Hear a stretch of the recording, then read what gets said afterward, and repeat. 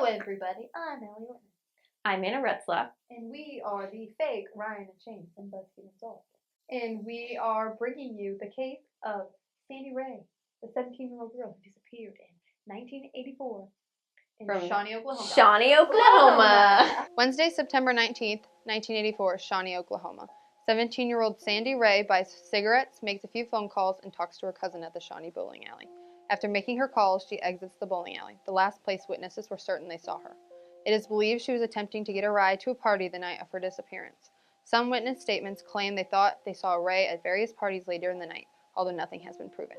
Sandy Rea was known by family and friends as a free-spirited girl who, like many teens in her area at the time, partied hard and used drugs. Rea was also known for attending parties where she'd exchanged sex for drugs from older rich men. Rea was believed to be involved in an abusive relationship at the time of her disappearance with her high school boyfriend. Although considered to be troubled and independent, her family and close friends said she was a loving sister and friend, known for being fun, beautiful. The young blonde was well-liked among her peers. Theory number 1, the McLeod family. Shortly before her disappearance, Rea had allegedly been involved in an abusive relationship with boyfriend Danny McLeod, who she had been living with.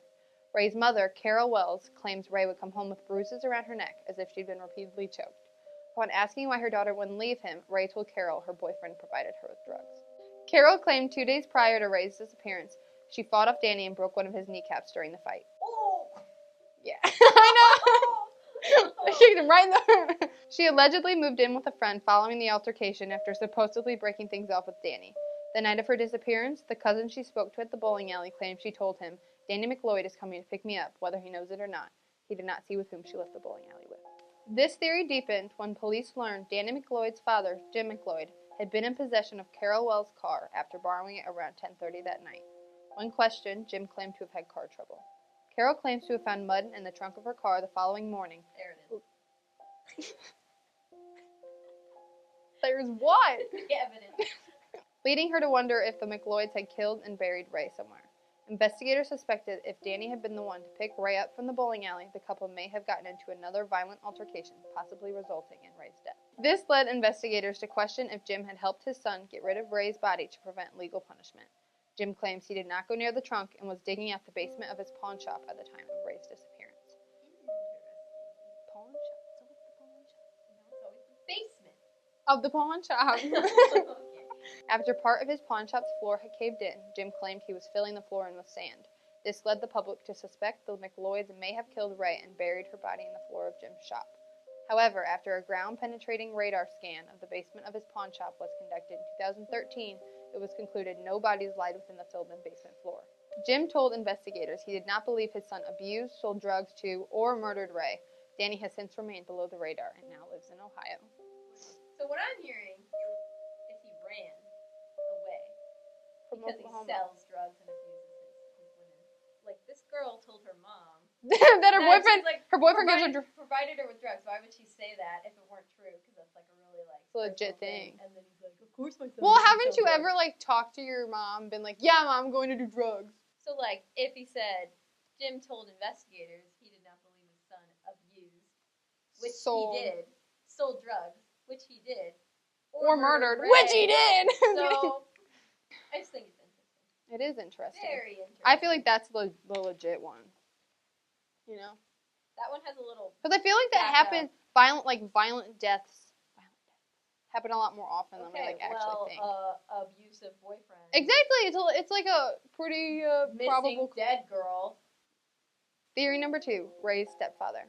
A friend of the family came forward and alleged they had heard a sexually inappropriate conversation Jim Wells, Carol Wells' ex-husband, had with Rea. This prompted Carol to become suspicious.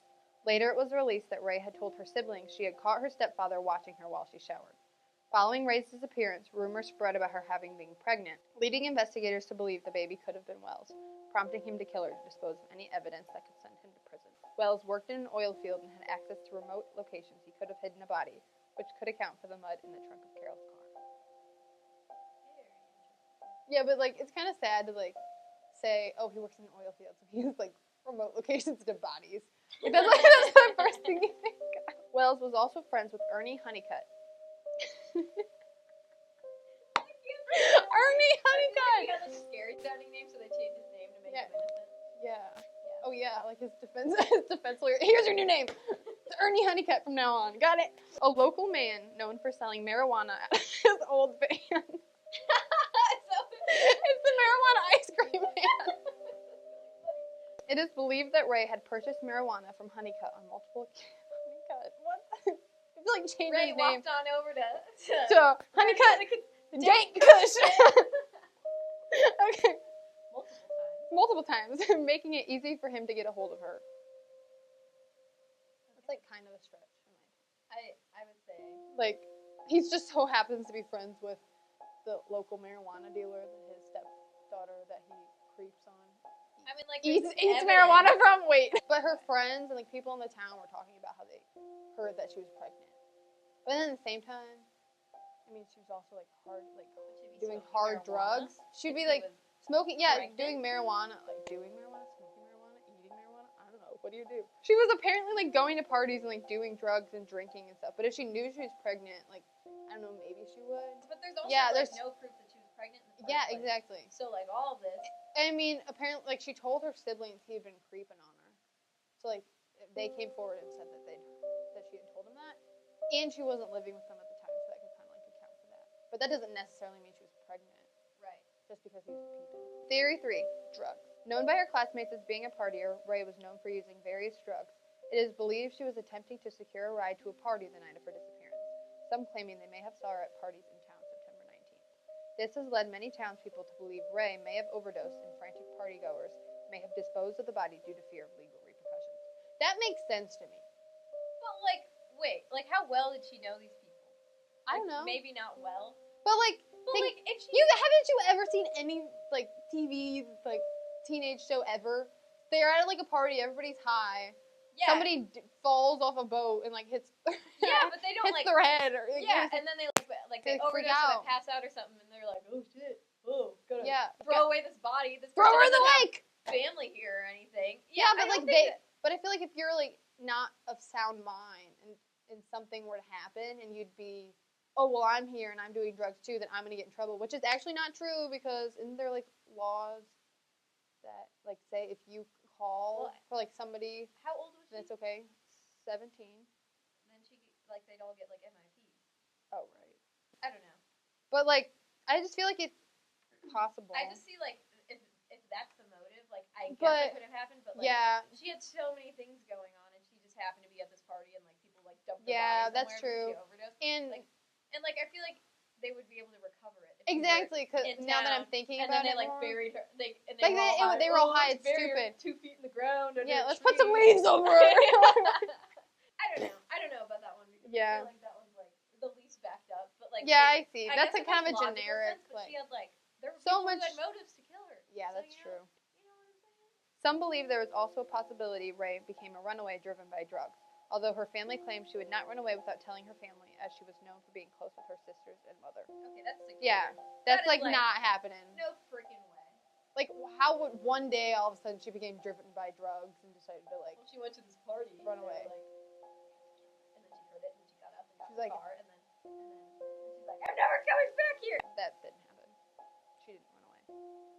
Yeah, I don't think so. Especially because if her family said, if she was Like, close who would she enough would have run away her with? mom to tell her that her boyfriend sold her drugs. Yeah, Ernie Honeycutt didn't run away, and he was the marijuana dude. And like Danny McLeod moved to Ohio. Like she didn't go with him, and he was apparently her drug dealer. It's like, why would she go if her people were right there, like that she got? That's what stuff. I'm saying. You know what I'm saying? Like that doesn't make sense.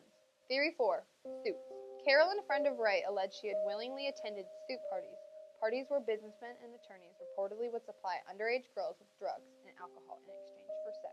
There's a possibility Ray may have overdosed at a suit party or simply have known too much and threatened to expose one of the businessmen, leading her to her death. That would be some deep underground. I know, that'd be like cartel hardcore level mafia. stuff. Yeah, that's like. Okay, Yeah, that's so like if this serious. Existed, that is some That's- sketchy stuff, and I feel like if like there's like an underground organization and they're like way more willing to random. Yeah, So like because would like make that sense. wouldn't like But like what for this to businessman be just true, killed. and like the last place she saw was the bowling alley, and she was like, oh, I'm gonna go bowling, and I'm gonna go to the soup party. Well, she was going to a party. We don't know what kind of party it was. If she was going to one of Okay. these, or if she was going to like just like a high school party. But there's no like case of like what she could have done really. No, there's She got absolutely herself murdered there. no. There's like no evidence in any of these directions. She just like is gone. There's like little like sprinkles here and there, but like nothing substantive. So Ray's family believes her to be dead, but 34 years later, they are still looking for her body, having hired a private investigator in recent years, hoping to give her a proper burial. Due to lack of substantial evidence, this case remains ongoing and unsolved. Okay, let's talk the theories. let's talk it out. Theory number 1: the McLloyds. I think it's legit. I'd say that one probably is the most like Okay. substantial. I think this one has like the strongest amount of evidence. Yeah, I agree. Her mom said she had been abused, and there was like Yeah. physical evidence of like bruises around her Choking. neck and stuff. Like it could have been like pretty easy that something could have gone too far. Yeah. And then you'd be like, oh shit, Mhm. gotta get rid of this. Sorry. And then like Yeah. dumped her in the lake. And she did break his kneecap. And then Yeah, like so like it was violent before. It could have gotten really violent. Yeah, and I think like the most evidence was that her cousin said that she told him that Danny McLloyd's like coming to pick me up, whether he knows it or not. So like that doesn't necessarily mean that he was coming to pick her up, but it seemed like she was trying to get him to pick her up. You know what I'm saying? Yeah. And she wasn't living with him anymore. She was living with a friend, but like they were still obviously in contact if she called him. Right. Okay. Like so I think this one has the strongest amount of evidence. None of these are like completely perfect. The pawn shop. Okay, but like No, the pawn shop. like that was kind of. But like also, okay, this is my question. Why did he have her car? Like Danny McLloyd's father, Jim, had but he had Sandy Ray's mom, Carol Wells' car that night. Like, if her mom was so worried about her, like saying that she was abused and stuff, like why is she loaning her car to like her? Maybe it's just like a shaky situation. She's like, I'll let those two crazy kids figure that out. Oh, and your daughter comes home with bruises on her neck. I mean, obviously she did like. I think the mom is a little like wacky, yeah. Like she knew about the drugs. She said that she was being abused. She also said that she believes that her husband was abusing her at the time. Like I'm just kind of confused. Like how does she know so much? She has like some like laissez-faire parenting type idea. No, but like I don't know, like if this came about, like she like, realized there was everything. A complete like chance that she made all of this up and that she never had any bruises, but like the kneecap thing. Yeah, the kneecap's pretty legit. Yeah. There weren't any accounts That's like a that I physical found. piece of evidence. There are the most physical pieces of evidence here. But yeah, I just feel like that's the most substantial. This one is like, I support this. I have solved it. Yep, pretty much. But Crazy TKC solved.